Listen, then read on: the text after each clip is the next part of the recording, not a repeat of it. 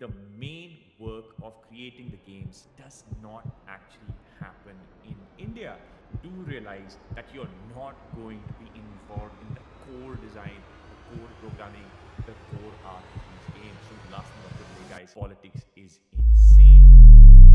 Do you want to work for a AAA game company? Do you want to make beautiful video games just like the games you are playing right now on your PC or your console? And do you want to do that sitting in India? Do you want a AAA game job? In this video, I'm going to lay it down. I'm going to be telling you which studios are there in India, which are AAA studios or of that same quality. I'm going to be telling you about the kind of jobs you can expect in AAA in India. I'm going to be telling you about what kind of work you can expect there, a little bit about the salaries, and then I'm going to tell you what are the things you need to do step by step to actually get those jobs. So let's go. Hello everyone, I'm Rahul Sehgal. I'm the founder of Game to Maker, India's #1 game development college. And by the way, fresh news, we are just starting for the first time. We are starting our degree programs, a 3-year degree program in game development with a specialization in game design, game art, and game programming. So definitely check it out. The links are in the description of this video. Also, all the game studios that I'm telling you about in this video and more, I'm going to be actually putting links in the description of this video so you can actually learn more about them and actually go to the websites. All right, so now let's get started. One last thing, make sure that you hit the subscribe button if you like this content because I post weekly content. Also, follow me on Instagram because that is where I post very, very frequently tips, tricks, hack, lots of cool game dev content. All right.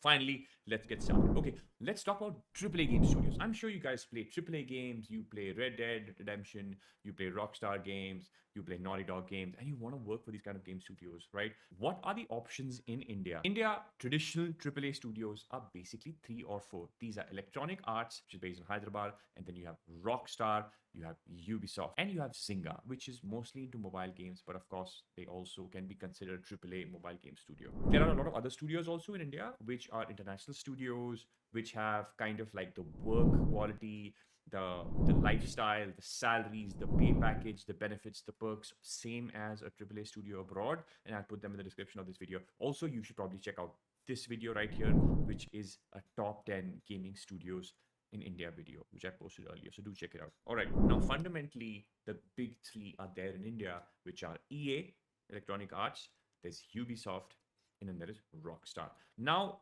firstly, I want you to understand a little bit about what these companies are doing in India.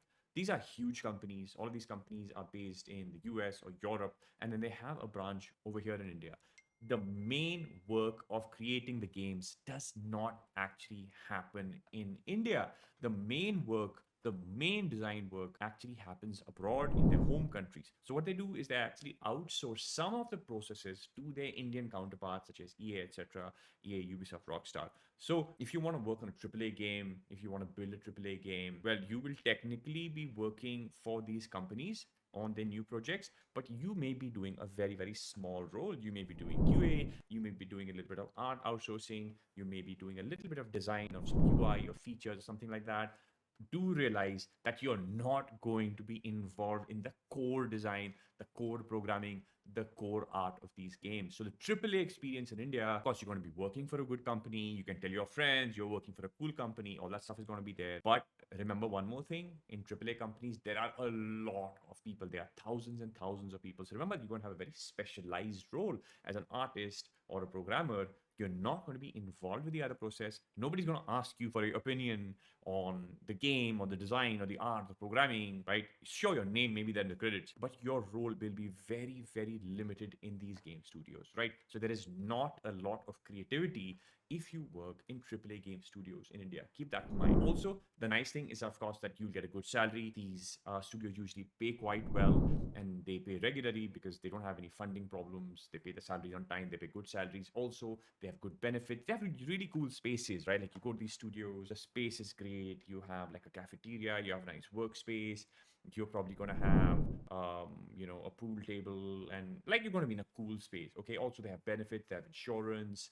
And some of them, like Electronic Arts, they even offer employee bonuses, which are quite great places to work. You can tell your friends you have a cool job at a cool game company. However, it's not that great in some other ways. Also, remember one last thing about AAA, guys, politics is insane. If you join a small company, you can rise very fast, because if you do well, the MD knows you. It's a small team. You can learn different things because you'll be doing many things, because the teams are small. You'll be learning things, doing things, understanding things much faster in a small company. It also means that, say, suppose the director or your game producer likes you, they'll be like, hey, I want to promote this guy. And then immediately, boom, you get a promotion, you get more salary. That stuff happens really fast in small studios. In big studios, in AAA studios, the politics is insane. It's very difficult. You can get in a good salary, but then getting a promotion, getting a salary hike, very, very difficult for a very long period of time, right? So keep all these factors in mind before you decide what kind of studio to join. Okay, now let's talk a little bit about what these studios are looking for. They firstly are looking for someone who has good communication skills. Remember, these are international companies, multinational companies. So your communication skills, and by that I mean English, has to be pretty decent. As a designer, especially, your English has to be good. As a programmer and an artist, also, your English has to be decent. You should not be underconfident. You don't have to be Shashi Tharoor talking fancy. You have to be confident enough to be able to communicate with people from different parts of the, so which is why your English and your communication, written and verbal communication in English, needs to be good. Sorry, there is no way around that. Okay. Next up, your skills have to be at a certain point. Now, if you say, hey, listen, I've done my graduation, I've gone to Mac, or I've gone to Arena Animation, and I have this little portfolio which is like the same portfolio as 50,000 different people out there, and I have made this little couple of games, I have these 3 4 props, or I've done this Udemy course, and I've watched these YouTube videos, and I have this little simple basic portfolio. I've made these small games by myself. That is not good enough to join these companies. In order to join these companies, you need high level skills. High level skills means that as a game artist, for example, you have to have a specialized portfolio. Say, suppose you want to join Electronic Arts. Electronic Arts is working on mobile games. You want to be a mobile game artist. You have to show proof that you know how to make optimized mobile game art. It has to be in your portfolio. You should be able to demonstrate your skills in your portfolio verbally and actually show them projects. Same thing with designers, same thing with programmers. No use making a few clone games by watching a few YouTube videos or doing a Udemy course and saying, look, I've done basic work. This is the same as like 50,000 people out there, right? Everyone watches the same YouTube videos. Everyone's done the same Udemy courses. All their portfolios look the same. You have to show some creative work, right? Now, how do you build a portfolio like this? There are several ways. Ideally, you should be doing a team project, right? Now, team project, you say, how can I find a team? I know that's a difficult problem. At Game to Maker, at our game institute, what we do is that the students actually collaborate. They collaborate and then they build games which are high quality games. They learn the skills and they actually apply these skills in these game projects, which they then put on their portfolio. In fact, our games are actually winning international awards right now. And when these students, they show these high quality games and they can demonstrate these high skills in their portfolios, then it's much easier for AAA studios to take notice of them, right? So one way is to join a good game institute where within 1 year or 2 years or 3 years, you quickly acquire high level skills. You get mentored by people from the game industry to actually learn these skills, right?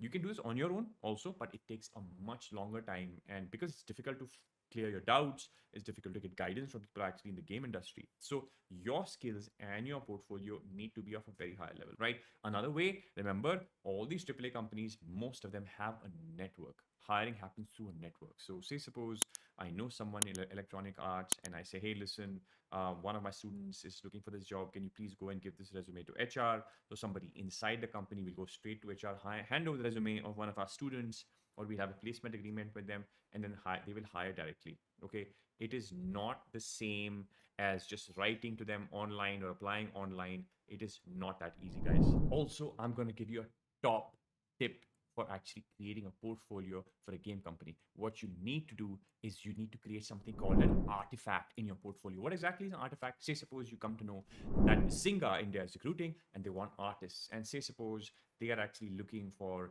a game in which there are farm characters, right? They're actually building this game. So what you can actually do is you can go and learn how to build farm characters in low poly, and you can actually do this work, build a farm, build characters which are similar to games that they are making, and actually put this in your portfolio. Now, this is something which is an artifact, which is for a specific game studio. So when you're applying to them, you're showing them a portfolio, they look at your portfolio and they say, oh, wow, okay, this person's art or this person's work is pretty much exactly like what we have already. So they're going to be very impressed, and that's really going to speed up your process. So if you want to apply to specific game studios, AAA game studios, creating an artifact is a really, really good idea and gives you a much higher chance of getting hired at these game studios, right? Now let's talk a little bit about salaries. Salaries at these game studios is actually quite good.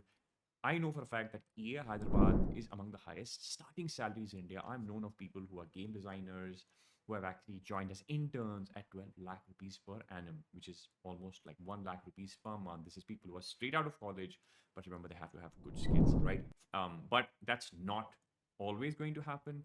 I have students of mine who have joined these companies minimum as a game designer for around 70,000 rupees a month. Similarly, for programmers, it is 60 to 70,000 rupees a month.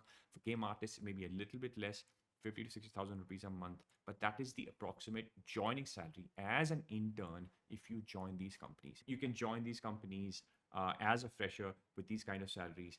But if you're joining in a more senior role, or if you're going up in these companies over the years, for example, if you have a 5 year experience and if you join these companies, you can be making easily around say 15 to 20 lakh rupees per year, and then it goes up and up and up. And I know for a fact that after like 10 years of experience, when you're as like senior designer, or you're a producer, or you're like assistant art director, or you even in QA, you can easily go up to 30 to 40 lakh rupees per year in these companies. Now this is not just salary, they also give you bonus, they give you shares. You can, after the vesting period is over, you can actually sell these shares and make some money as well.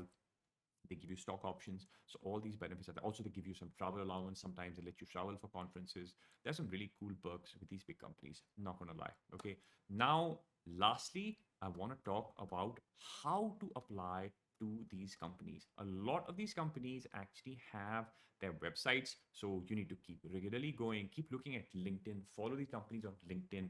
Also, try to get to know someone inside these companies, right? If you go to a conference or through LinkedIn, you get to know someone there. That's really helpful because they can actually help to tell you, hey, listen, there's a position open for a designer, artist, programmer, whatever. But however, keep going to the company websites every week, keep looking at the open positions, stalk them on LinkedIn, also follow all the people from HR from this particular company. That is the way to do it if you don't have some network. If you have network such as we have, at Gamer to Maker, then it's completely different because then your placement cell or your the people who are helping you to place you in these companies will let you know when these opportunities are there, and then you'll be called for an interview. You can keep your resume ready.